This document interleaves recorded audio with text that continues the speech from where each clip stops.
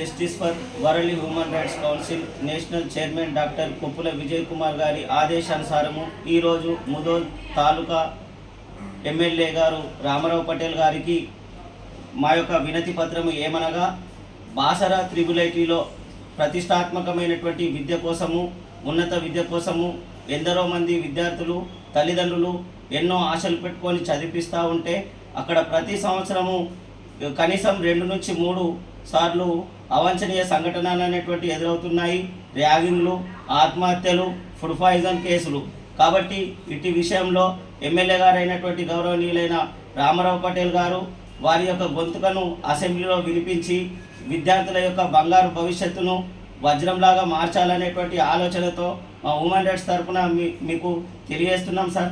తప్పకుండా విద్యార్థుల బంగారు భవిష్యత్తుకై మీ యొక్క వినికిడిని గొంతుకను శాసనసభలో వినిపిస్తారని ఆశిస్తూ ఒకసారి బాసర త్రిబుల్ ఐటీని అసలు అక్కడ ఏం జరుగుతుంది, ఎందుకు అలా జరుగుతుంది, అలా జరగడానికి గల కారణం ఏమిటి, అదేవిధంగా విద్యార్థి సంఘాలైనటువంటి ఏబీవీపీ నాయకులపైన దాడులు, అసలు ఇందులో ఎవరు దోషులు, వారిపైన చర్యలు తీసుకునేటటువంటి విధంగా ప్రయత్నిస్తారని ఆశిస్తున్నామండి.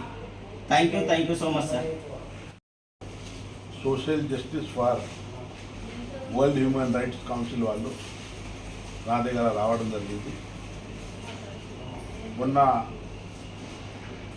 మా ట్రిపుల్ ఐటీలో బాసర్ ట్రిపుల్ ఐటీలో ఏదైతే దుర్ఘటన జరిగింది అక్కడ ఒక బాలిక మరణాంతం సూసైడ్ చేసింది.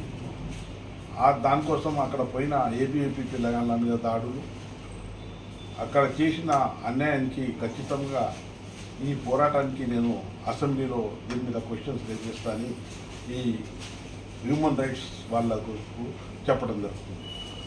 ధన్యవాదాలు.